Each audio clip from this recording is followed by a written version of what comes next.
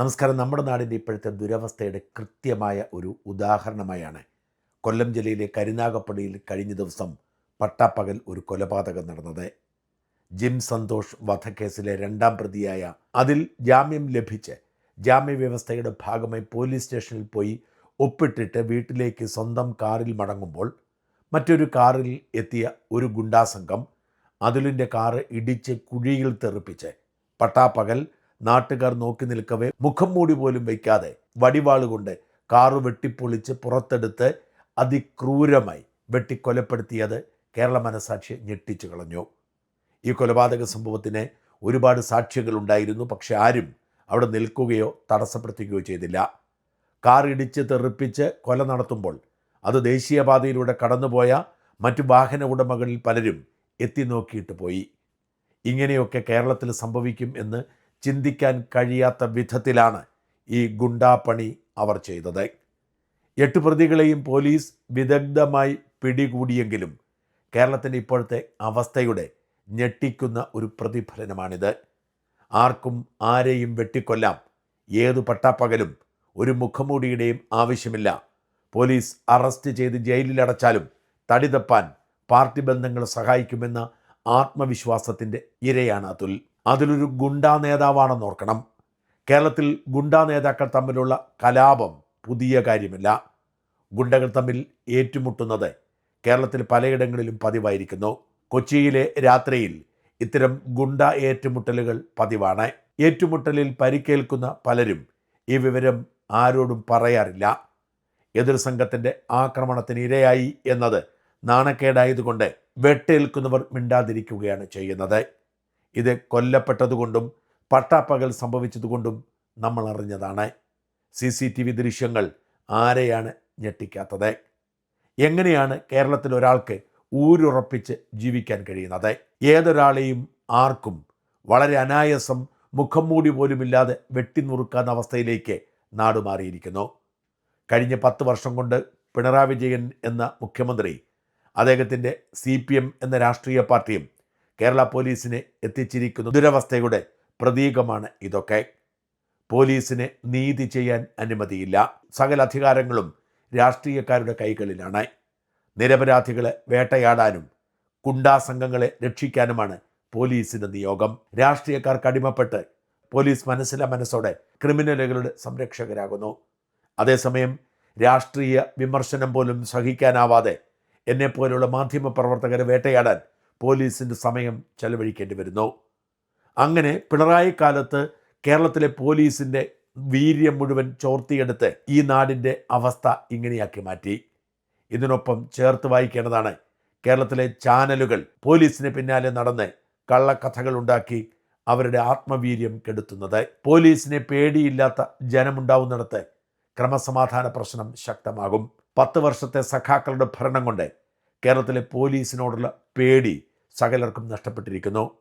പോലീസിനേക്കാൾ പേടിക്കുന്നത് ഇപ്പോൾ ഗുണ്ടകളെയാണ്. ഏതെങ്കിലും തരത്തിൽ ഗുണ്ടകളെ അടിച്ചമർത്താൻ പോലീസ് ശ്രമിച്ചാൽ, ക്രിമിനലുകളെ കൈകാര്യം ചെയ്യാൻ പോലീസ് ശ്രമിച്ചാൽ അപ്പോൾ തന്നെ മാപ്രകൾ അവർക്കെതിരെ രംഗത്തിറങ്ങും. മനുഷ്യാവകാശം പറഞ്ഞുകൊണ്ട് പോലീസിനെ കൊന്ന് കൊലവിളിക്കും. പോലീസിനെ ഭീകരത എന്ന് പറഞ്ഞ് അവർ അട്ടഹസിക്കും.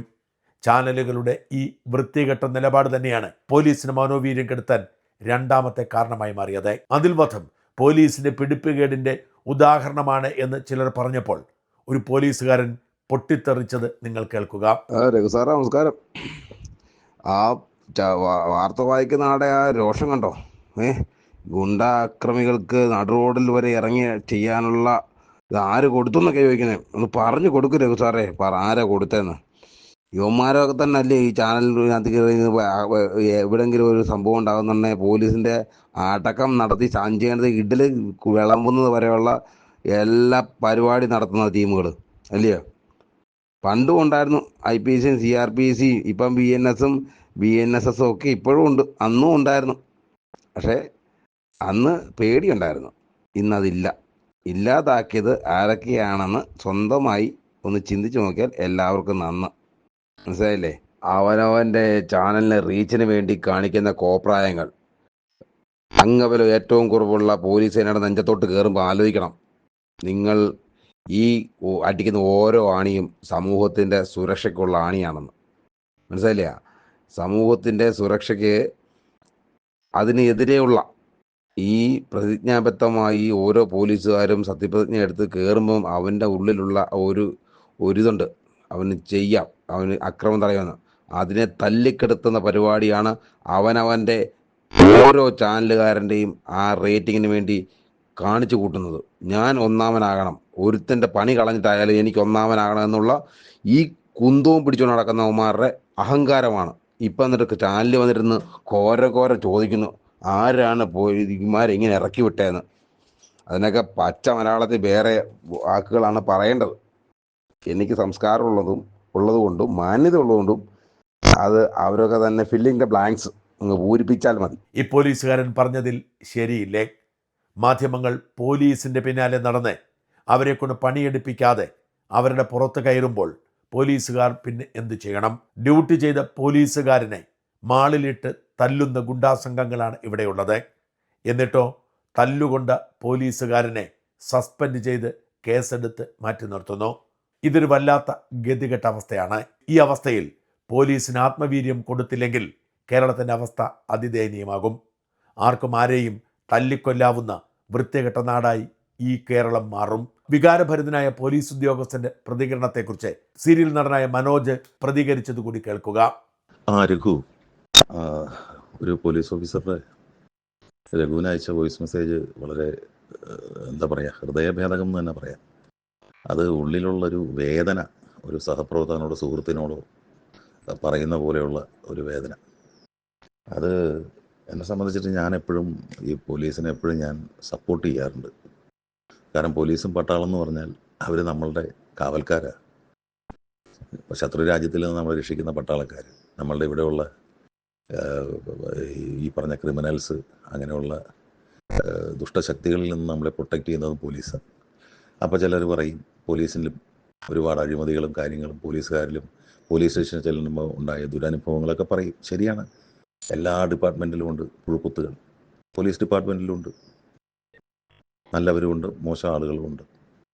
പക്ഷെ എന്നും പറഞ്ഞൊരു ഡിപ്പാർട്ട്മെൻറ്റിനെ അടച്ച് നമ്മൾ പറയരുത്. കാരണം പോലീസ് എന്ന് പറഞ്ഞൊരു സേനയില്ലെങ്കിൽ എന്തായിരിക്കും ഇവിടുത്തെ അവസ്ഥ എന്നുള്ളത് നമ്മളൊന്ന് ആലോചിച്ച് നോക്കുക, ഇല്ലേ?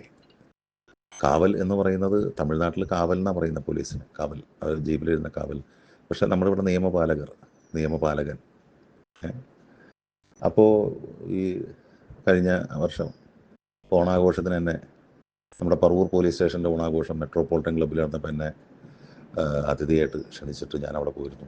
ഞാൻ അവിടെ ഒരു പ്രസംഗം പറഞ്ഞത്, കാഴ്ചവെച്ചത് പോലീസുകാർക്കൊക്കെ ഒരുപാട്, അവർക്ക് വളരെയധികം എൻ്റെ അടുത്ത് പലരും പറഞ്ഞു, ഭയങ്കരമായിട്ട് നിങ്ങൾ മനോജ് പറഞ്ഞ വാക്കുകളൊക്കെ ഭയങ്കര ആത്മാർത്ഥമായിട്ടുള്ള ഹൃദയസ്പർശിയായിരുന്നു. കാരണം എനിക്ക് എന്നെ സംബന്ധിച്ചിട്ട് അത്രയുണ്ട്. കാരണം ഇവർക്ക് ഒന്ന് ആലോചിച്ച് നോക്കുക, സമരം ചെയ്യാനുള്ള സ്വാതന്ത്ര്യമില്ല, ഒരു ലീവ് എടുക്കാനുള്ള സ്വാതന്ത്ര്യമില്ല. പിന്നെ ഈ പറഞ്ഞ ഒരു ഷട്ടിൽ കോർക്കുമാതിരി ഇങ്ങനെ അങ്ങോട്ടും ഇങ്ങോട്ടും തട്ടിക്കളിക്കപ്പെട്ടുകൊണ്ടിരിക്കുന്ന ആളുകൾ. കാരണം ഇതിൻ്റെയൊക്കെ മുകളിൽ നിൽക്കുന്നത് രാഷ്ട്രീയക്കാരാണ്. രാഷ്ട്രീയക്കാരുടെ ചട്ടുകങ്ങളായിട്ട് നിൽക്കണം, എന്നില്ലെങ്കിൽ അവർക്കതിനുള്ള പണി കിട്ടും. അതാണല്ലോ ഇവിടെ നടക്കുന്നത്. ഇവിടെ നടക്കുന്ന കംപ്ലീറ്റ് ഇങ്ങനെയുള്ള ഈ പറഞ്ഞ വൃത്തികേടുകൾ മുഴുവൻ നടക്കുന്നതിൻ്റെ പുറകിലൊക്കെ ആരെങ്കിലുമൊക്കെ ഉണ്ടാവും നേതാക്കന്മാർ, അവർക്കൊക്കെ പ്രൊട്ടക്ഷൻ കൊടുക്കാൻ. ഉടനെ അവിടെ നിന്ന് വിളി വരും. ഒരു ക്രിമിനലിനെ അറസ്റ്റ് ചെയ്യുമ്പോൾ അപ്പം തന്നെ 10 സ്ഥലത്തു നിന്ന് വിളി വരും. ഒന്നും ചെയ്യാൻ പറ്റാത്ത നിസ്സഹായാവസ്ഥയാണ്. ധിക്കരിക്കാൻ പറ്റുമോ? ധിക്കരിച്ച് കഴിഞ്ഞാൽ ഉടനെ തന്നെ സ്ഥലം മാറ്റം, അല്ലെങ്കിൽ പണിഷ്മെൻറ്റ് ട്രാൻസ്ഫർ, അല്ലെങ്കിൽ ചിലപ്പോൾ എന്തെങ്കിലുമൊക്കെ വെച്ചിട്ട് സസ്പെൻഷൻ, എന്തൊക്കെ കിട്ടും. പല പോലീസുകാർ ആത്മഹത്യ ചെയ്യുന്നത് അതുകൊണ്ടല്ലേ, അവർക്ക് മാനസിക സമ്മർദ്ദം താങ്ങാൻ പറ്റാത്തതുകൊണ്ടാണ്. പോലീസുകാരിൽ എന്തോരം ആത്മഹത്യാ നിരക്ക് കൂടിക്കൊണ്ടിരിക്കുന്നു എന്നുള്ളത് നമുക്ക് അതിൻ്റെ ഏറ്റവും വലിയ ഉദാഹരണമാണ്. താങ്ങാൻ പറ്റേണ്ടത്. പിന്നെ ചില പോലീസുകാർ നല്ല കൃത്യമായിട്ട് കൃത്യനിർവഹണം നടത്താമെന്നും കരുതി വന്നിട്ട് അവസാനം വരുമ്പോൾ ഇവരിങ്ങനെ ഈ സമ്മർദ്ദത്തിന് അടിമപ്പെടുമ്പോൾ, അല്ലെങ്കിൽ ഇവർ ആകെ ഭ്രാന്ത് പിടിച്ചൊരവസ്ഥ വരുമ്പോൾ ഇവരായിരിക്കും, ഞാൻ മാത്രം നന്നായിട്ട് എന്ത് കാര്യം, എന്നാൽ ഞാനും ഇങ്ങനെ അങ്ങോട്ട് പോകാമെന്നും പറഞ്ഞാൽ അഴുക്കുചാലിലേക്ക് വീഴും. അങ്ങനെയുണ്ട്. ഇതൊക്കെ നമ്മൾ മനസ്സിലാക്കേണ്ട കുറേ കാര്യങ്ങളുണ്ട് ഇവരുടെ കാര്യത്തിൽ.